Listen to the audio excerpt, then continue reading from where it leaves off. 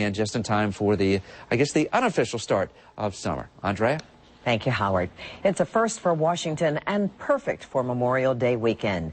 The GI Film Festival opens tonight at the Reagan Building. With us now is Brandon Millett, president and founder of the festival. We also have filmmaker Stephen Karras, and his film is called About Face. And gentlemen, glad to have you here with us.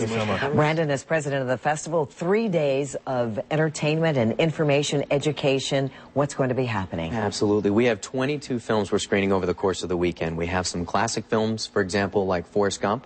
We have Gary Sinise coming out. He's going to, of course, he played Lieutenant Dan in that film. Means so much to disabled veterans. So we'll be screening Forrest Gump. He'll be receiving the GI Spirit Award from us as well. We have Ron Maxwell, who directed Gettysburg and Gods and Generals coming.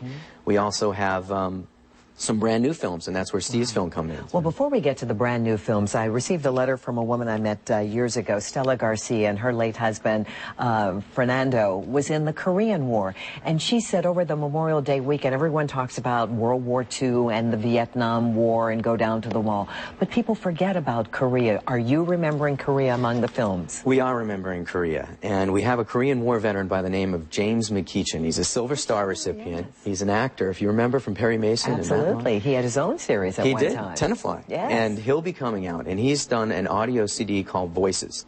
And it's a tribute to the American veterans. So he's going to be performing a piece from that. He's debuting as a director, in his 80s, debuting as a director with a film called Old Glory on Monday, so just before our award ceremony. So we are remembering our Korean War veterans. That's wonderful. Now, Stephen, you are one of the new directors premiering a new film.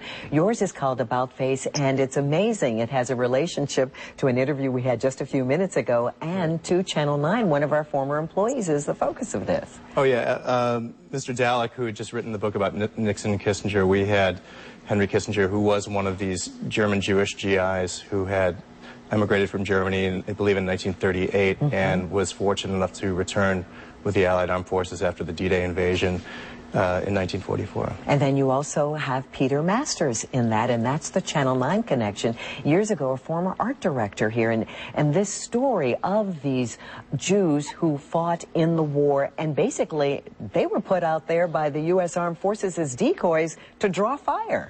Sometimes. I mean, Peter's story rivals fiction. He was a refugee from Austria. He served in an all-Jewish refugee unit in the British Commandos, and just an incredible raconteur, and sadly he passed away, but just one of the great interviewees in the film. Absolutely. Just reading his obituary is mind-boggling, what he did, and how, as I said, drew fire going down the middle of the road to expose where the Germans were, and he'd yell out, and the ability of his German language helped the forces know where the Nazis were. Right, imitating a tactic he learned while watching Gunga Din, with Cary Grant going out and saying, "You're all under arrest." Isn't that something? Brandon, let me ask you this. You know, all weekend long on the movie channels, it's going to be World War I, II, Korea, fighting movies all along. Why really was it necessary to have something like this? Is it to expose us to the new films as well? I think there are a couple of reasons for it. I think number one, we're going to be showing some films that aren't traditional classic war films. We call it the GI Film Festival so we can focus on our soldiers. And so the weekend has a lot of different emotional tones to it. Friday night, for example, tonight we're screening Patriot Act with Jeff Ross, who's a comedian.